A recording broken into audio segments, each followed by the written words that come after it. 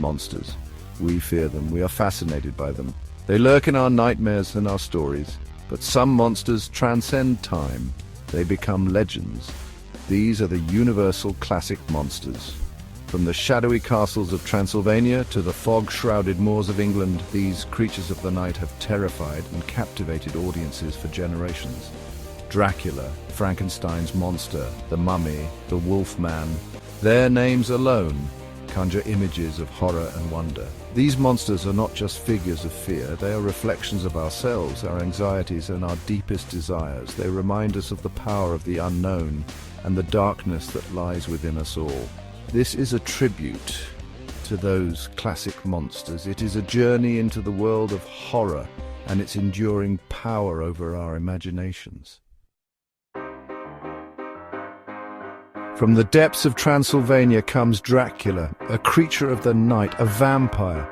His thirst for blood is eternal, his gaze hypnotic, his legend unforgettable.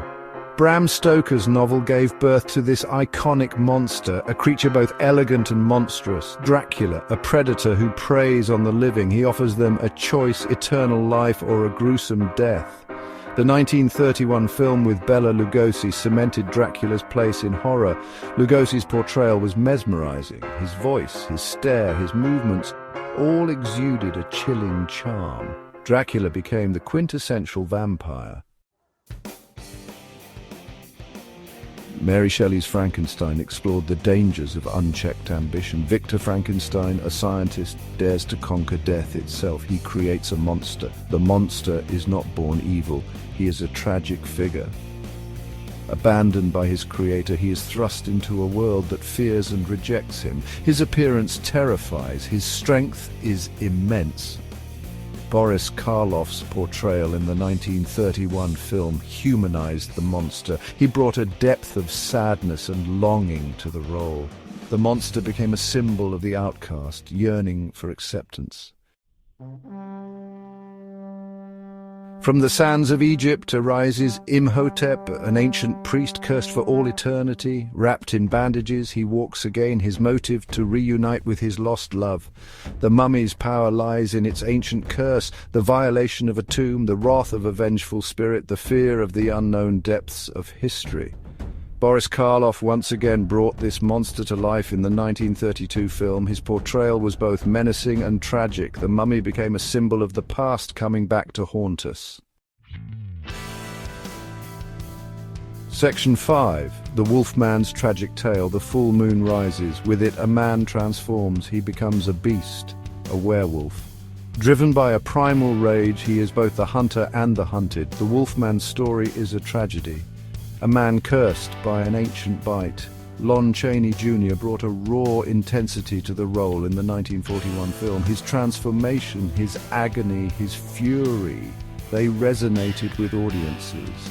The Wolfman embodies the duality of man, the struggle between our civilized selves and our primal instincts. He reminds us that darkness can lurk within even the most ordinary of us. Section 6. The enduring power of horror. Why do these monsters still fascinate us? Why do we keep returning to these stories of horror? Because they tap into something primal within us. Horror reflects our deepest fears. The fear of the unknown, the fear of death, the fear of the monstrous within ourselves. But horror also allows us to confront these fears in a safe environment. These monsters are not just figures of entertainment. They are cultural icons. They have inspired countless books, movies, and works of art. They reflect our anxieties and our fascination with the darker side of human nature. Section 7. The Masters of Horror, Lugosi and Karloff. Bela Lugosi and Boris Karloff. Their names are synonymous with horror. They brought these monsters to life on the silver screen. Their performances were legendary. Lugosi's Dracula was elegant and menacing. His voice, his accent, his movements all contributed to the character's chilling charm. Karloff's Frankenstein monster was both terrifying and tragic. He brought a depth of humanity to the role, making the monster a figure of sympathy as well as fear. These actors understood the power of horror. They knew how to tap into our deepest fears and fascinations. Their performances continue to inspire and terrify audiences today. Section 8. Beyond the silver screen, the Universal classic monsters are more than just movie monsters. They have transcended the silver screen to become a part of our collective consciousness. We see them everywhere, in books, comics, toys, video games, and even breakfast cereals. They have inspired countless artists, writers, and filmmakers. Their images are instantly recognizable, their stories endlessly retold. The monsters have become a part of our cultural landscape, a testament to their enduring power and influence.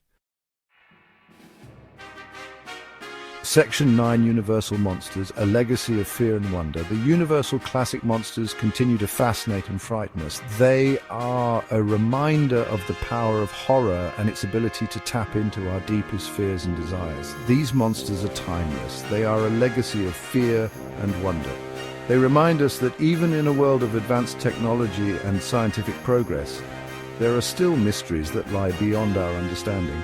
The shadows still hold their power.